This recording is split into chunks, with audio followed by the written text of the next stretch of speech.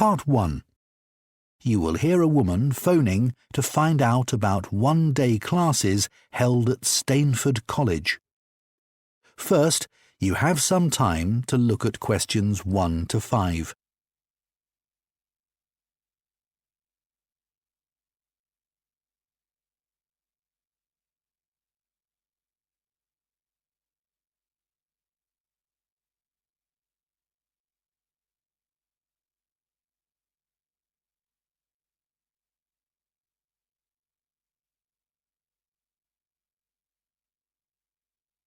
Now listen carefully and answer questions 1 to 5. Hello, Stainford College External Course Registration. Can I help you? Yeah, I'm ringing to find out about one-day classes next year. I got a leaflet about them in the post, but I lost it. And I understand some of the classes are filling up fast, so I might need to book quite soon if I want to go ahead. Sure. Can you remember which one you were considering? There were a few, actually. I remember there was one on how to make Vietnamese food that sounded good. I think that was on the 13th of January. It cost about £60. Yes, you're right about the date, but it's £59, actually. It's a very popular class, and among other things, the teacher explains how Vietnamese food includes lots of different herbs. I'm afraid that all the places are taken at present, but I can put you on the waiting list if you want. No, that's okay. I'm quite interested in the bread-making class. That's in March sometime, isn't it? Yeah, the 20th of March. Would you like to register for that? I'm not sure. How much is it? The actual cost is £48, but then there's an extra charge as well as that for the ingredients. I'm not sure how much that is. No more than £20, I think. So what sorts of things do they make in the class? Oh, various types of bread. I think they make white bread, and then they make sourdough. That seems to be very fashionable at present. And they learn how to make pizza, which is apparently really good. Well, I'd definitely be interested in that. But there were also a few other classes that sounded interesting. I think there was one on face massage. I'd love to learn how to do that. Yeah, that's on the 23rd of February, and it costs just £35 for the day. The teacher's great. The type of massage done is a traditional technique used in India, and she actually did her training there. The massage is meant to relax you and get rid of lines and wrinkles. You practice it on yourself, so you have to take a mirror to the class so you can see what you're doing. OK. Before you hear the rest of the conversation, you have some time to look at questions 6 to 10.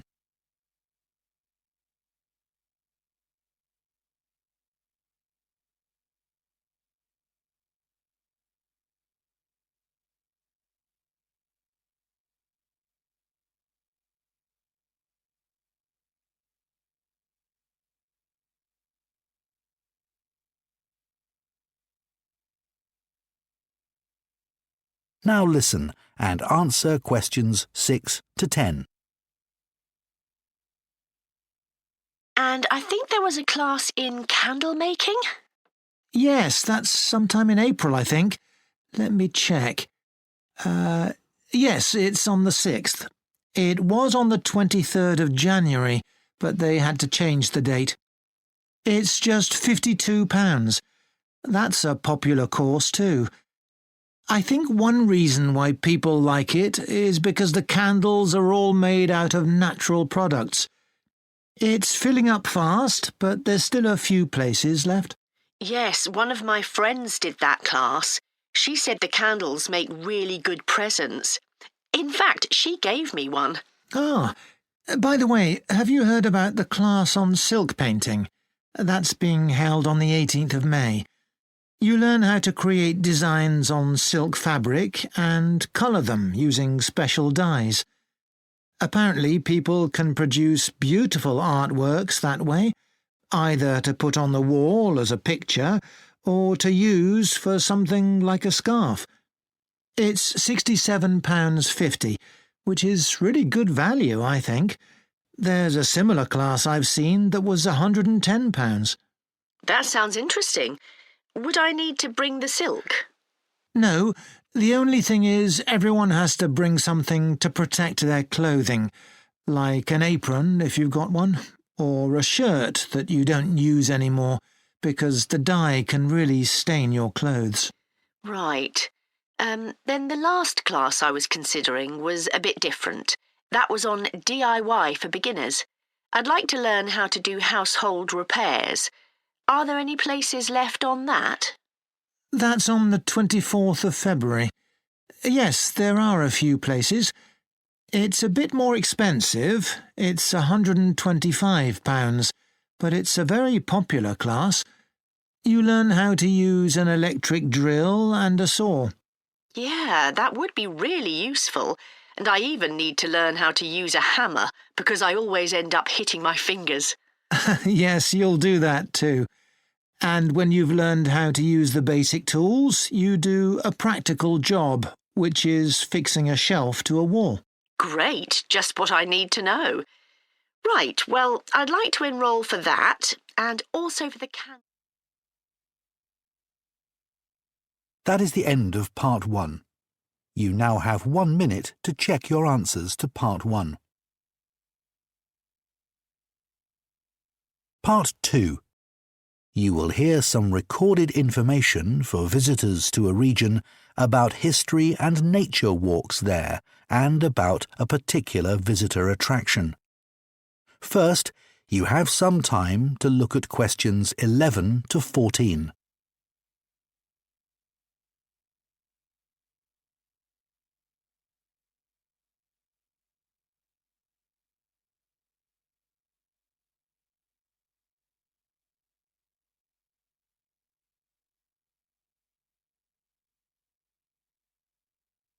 Now listen carefully and answer questions 11 to 14.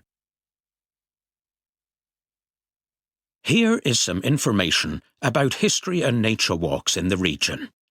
They can be completed in less than a day and also be combined with a visit to Melby, a former coal mine now open to the public. The Marsden Coastal Walk is suitable for all the family, as there are no strenuous climbs. The route begins at Marsden Harbour, where there are hourly ferries to and from the beautiful Hooker Island, a great place for fishing. The walk covers part of the Coastal Path Trail. As there are clear signposts all along the way, you don't even need to take a map with you. At one point, the route goes inland slightly and passes a castle built in the 1400s, near to a now vanished market town. The castle's now just a pile of stones, but it's a great place to take photos, and fascinating information boards show what it once looked like. If you set off early, you can be back in time for midday. The Melby Heritage Walk is a great place to take photos, especially of the night sky. At certain times of the year, people come here from far and wide. They climb to the top of the valley and take pictures of the stars. In the daytime, it's completely different. As you hike through the dense woods in the valley bottom, the only things you'll hear are the sound of your own footsteps. At the highest point, you can stop to take in the views, and those with lots of energy can climb the tower that's situated where there was once a 17th century hunting lodge. The route continues along the tops of the hills and brings you back down to the starting point, the car park at Melby Coal Mine.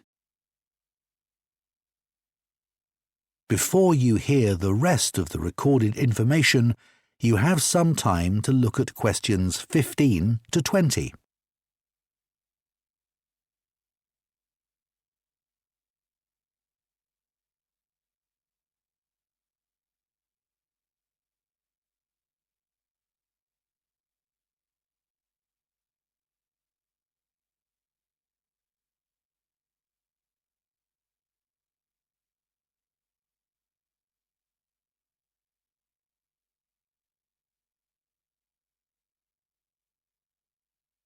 Now listen and answer questions 15 to 20.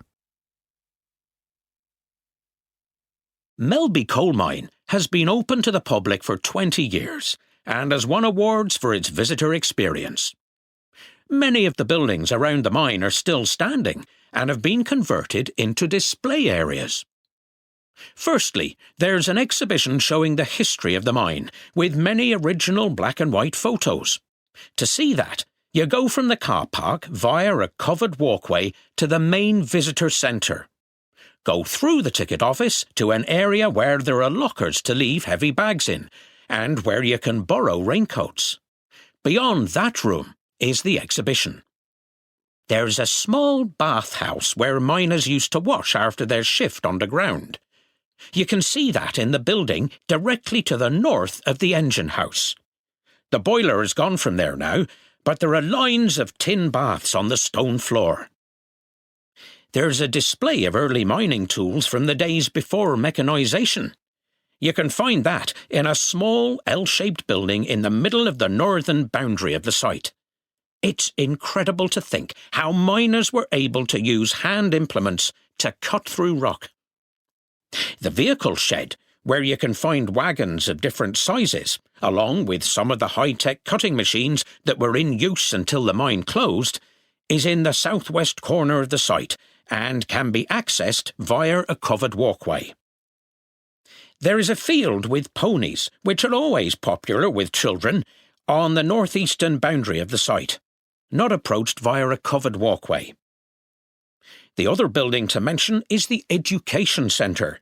This is where school groups go when they visit the mine, but it's also accessible to the public, as it contains a library and small gift shop.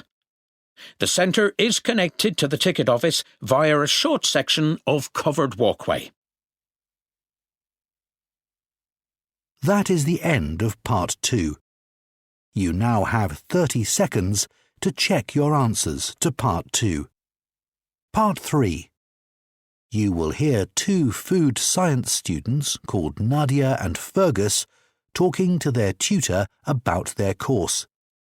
First, you have some time to look at questions 21 to 26.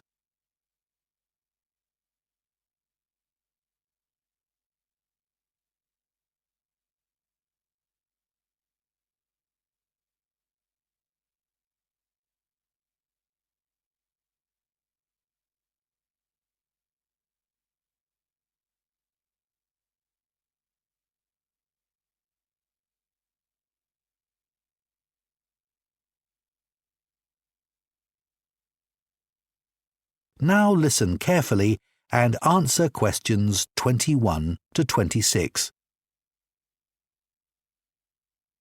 Thanks for coming along, Nadia and Fergus.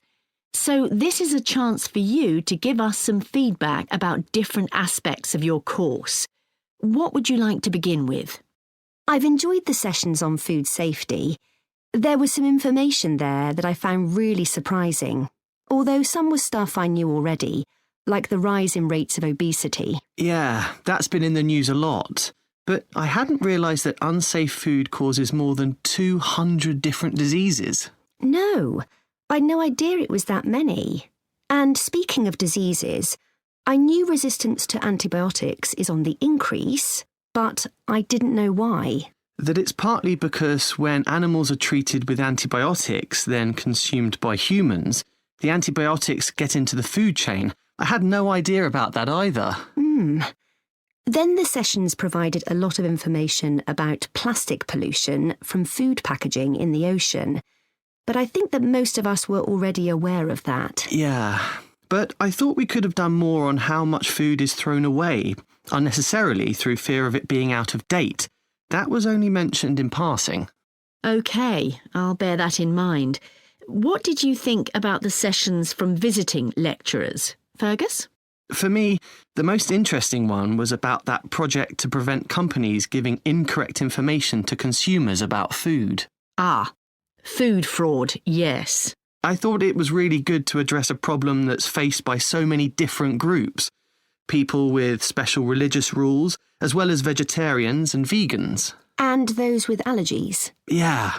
And another thing, We've had effective ways of analysing DNA for some time now, and these can easily be applied to analysing food. But what the researchers succeeded in doing was to ensure that these tests were carried out at different stages in the food's journey, from the producer to the consumer. So they knew that the food actually came from the place it was supposed to and had the ingredients it was meant to. Exactly. So customers can be confident about what they buy. And the researchers had a good system for publicising their findings too. Well, I thought there were some problems with that, actually. OK. And do you have any recommendations for new topics that we could include in the course? Well, I'm interested in how crop yields can be increased without damaging the environment. But we've already done quite a bit on that, but not so much on the seafood industry, where stocks are in danger of being overexploited as a food source, unless we can find ways of keeping stocks up. Yes, that'd be a good topic. And I'm interested in the idea of a personalised approach to diet. Now we have the technology to analyse exactly what individuals need. That sounds more like a medical topic than food science. OK. What about sessions on the variety of food and eating habits around the world? That's very relevant nowadays. Yes, I think the whole class would be interested in that. Then there's technological stuff, things like 3D printing of food and smart packaging. Maybe too specialist. Before you hear the rest of the discussion, you have some time to look at questions 27 to 30.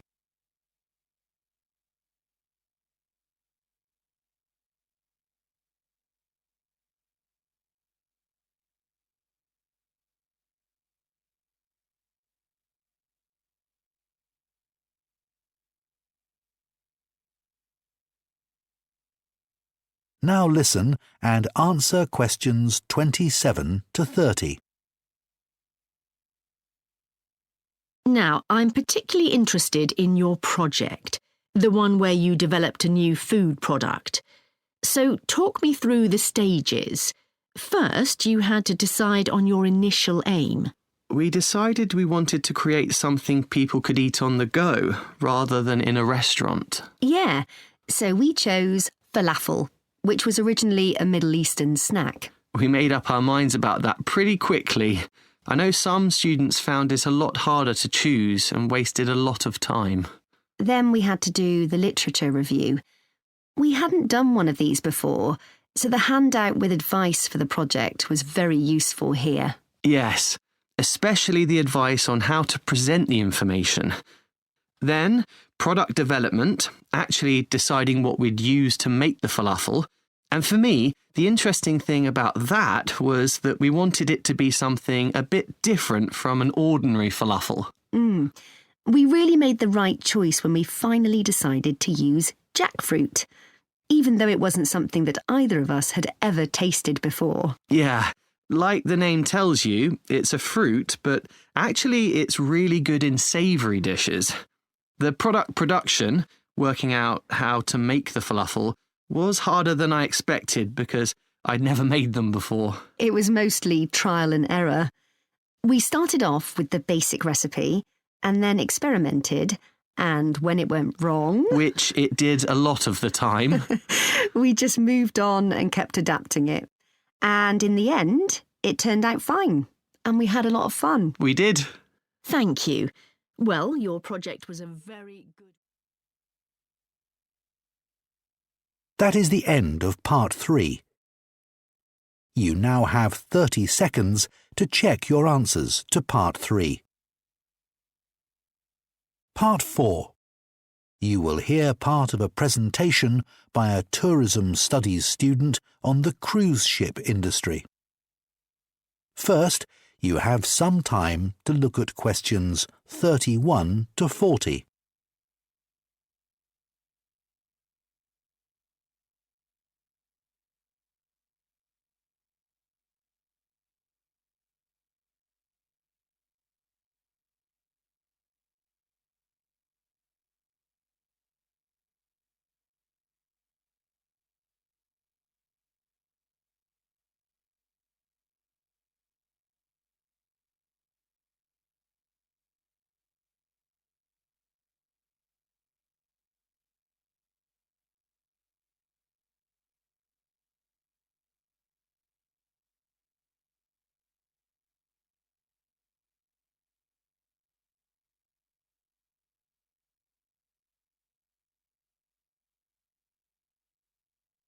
Now listen carefully and answer questions 31 to 40. For my presentation today, I'm going to talk about some of the issues facing the cruise ship industry, and then some ways these can be addressed. The cruise ship industry has partly been responsible for the effects of over-tourism in recent decades. Over-tourism occurs in places where excessive numbers of tourists cause significant problems. Pollution, for example, is among the greatest threats to many popular tourist destinations. Of course, for many places, it's a difficult balance to achieve. They want to promote their city or island as a desirable tourist destination, but at the same time are unable to cope with thousands of cruise ship passengers on a daily basis. The trouble is, excessive tourism is destroying the beauty spots and places of interest that people come to visit. Several cities, such as Barcelona, have responded by imposing a tax, which all visitors to the city from cruise ships have to pay. But as it's only a couple of euros, many green campaigners think it won't deter enough people to make any difference. Bruges is another city which became impossible to navigate at times because of the huge numbers of cruise passengers arriving on day trips from the port of Zeebrugge. The city was becoming like a theme park, with shops only catering for tourists selling chocolate, which Belgium is famous for, and other souvenirs. The local council took action to limit cruise passengers to a more manageable level. Dubrovnik had to limit the numbers of cruise ships after it became extremely popular as a cruise ship destination when it featured in a hugely successful TV series. What it does now is control the timing of all cruise ship entries to the city's port. However, many people feel this measure does not go far enough.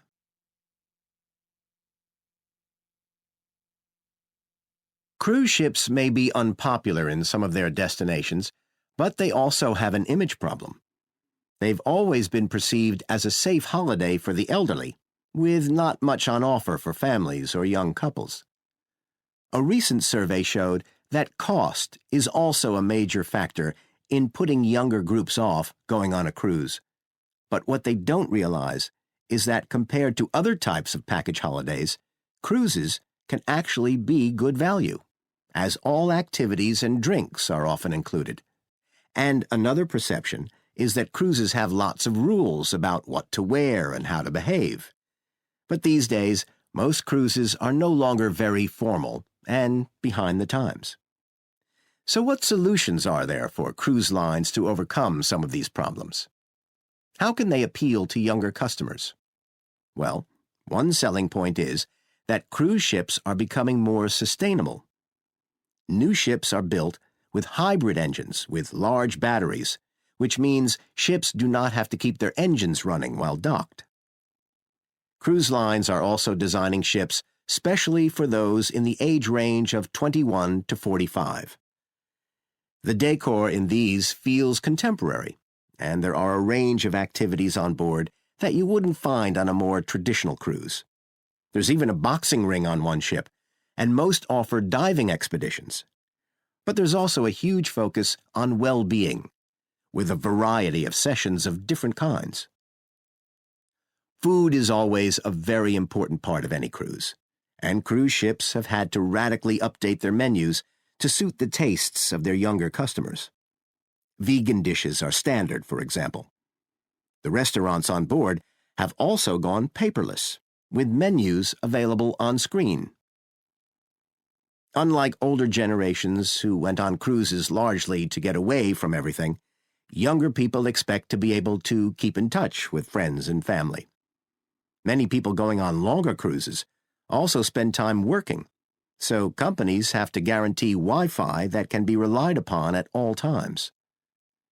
My grandparents used to love looking through cruise brochures, even when they weren't planning on going on a cruise.